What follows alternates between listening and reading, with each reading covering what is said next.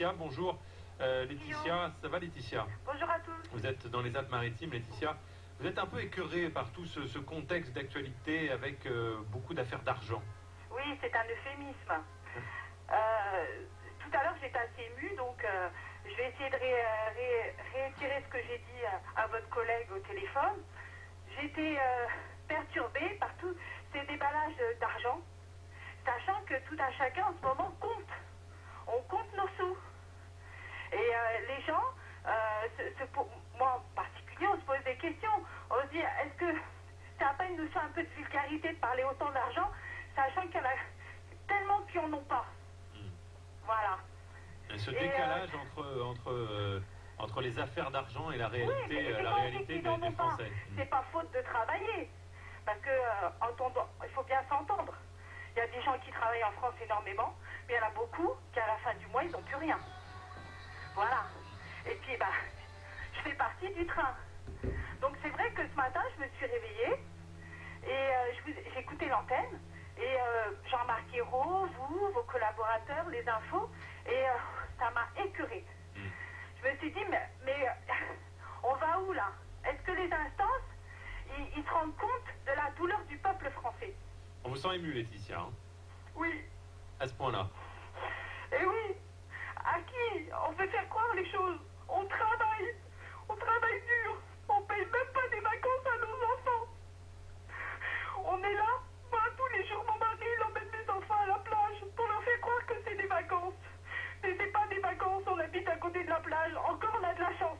On habite à côté de la plage. On peut leur faire croire ça. Voilà. Mais au fond, nous, on sait que c'est pas ça.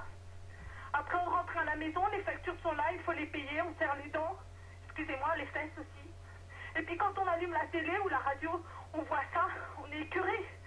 Tout cet argent, donner 1 milliard, donner à un copain. 1 milliard d'euros, donner à un copain. Mais c'est quoi ça? 1 milliard d'euros, donnez-leur à, je sais pas moi, à des familles françaises méritantes.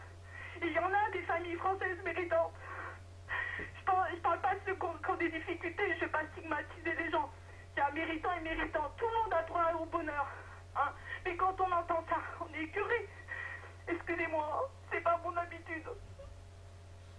Laetitia, merci, voilà, merci pour ce recadrage qui fait jamais de mal, Laetitia. Faut arrêter. Recadrer la réalité. Je ne peux pas le plaindre. Voilà. Recadrer la réalité voilà. et la réalité des je ne choses. peux pas le plaindre. On en parle, ok, c'est un fait. Le Benzema, je ne vais pas le plaindre non plus. D'accord. Monsieur Woerth, malheureusement, c'est son nom qui est cité, mais ça aurait été un autre ministre, l'affaire aurait été la même. Point barre. Voilà. Aujourd'hui, le peuple français, il veut des réponses. Il veut savoir où il va. Et qu'est-ce qui l'attend, à quelle sauce il va être mangé. Là, on ne sait pas à quelle sauce ils vont nous manger. Mais nous, tous les jours, on compte. Moi, je fais des soldes pour habiller mes gosses. D'accord? Tous les temps, on bouffe des sandwichs. Et pourtant, j'ai un mari qui travaille. Il est soignant. Là, pendant que je vous parle, il s'occupe de personnes âgées. Moi, je suis au congé parental. Dans 2 mois, mon congé parental, il s'arrête. Ma boîte, elle a fermé. J'ai 42 ans. Je me tords les tripes pour me dire qu'est-ce que je vais faire à la rentrée pour mes gosses. Mais j'ai courage. Il faudra faire des ménages, j'irai faire des ménages. Parce que j'ai fait des gosses, c'est à moi de les assumer, à personne d'autre. Voilà. Donc c'est mon coup de gueule d'aujourd'hui. Bon courage, c'est le coup de gueule poignant d'aujourd'hui, Laetitia. Ça vient du fond du cœur, vos tripes sur la table. Et en effet, ça fait pas de mal de recadrer les choses et de rappeler quelle est la réalité de beaucoup de Français quand on parle de ces milliards. 9h48.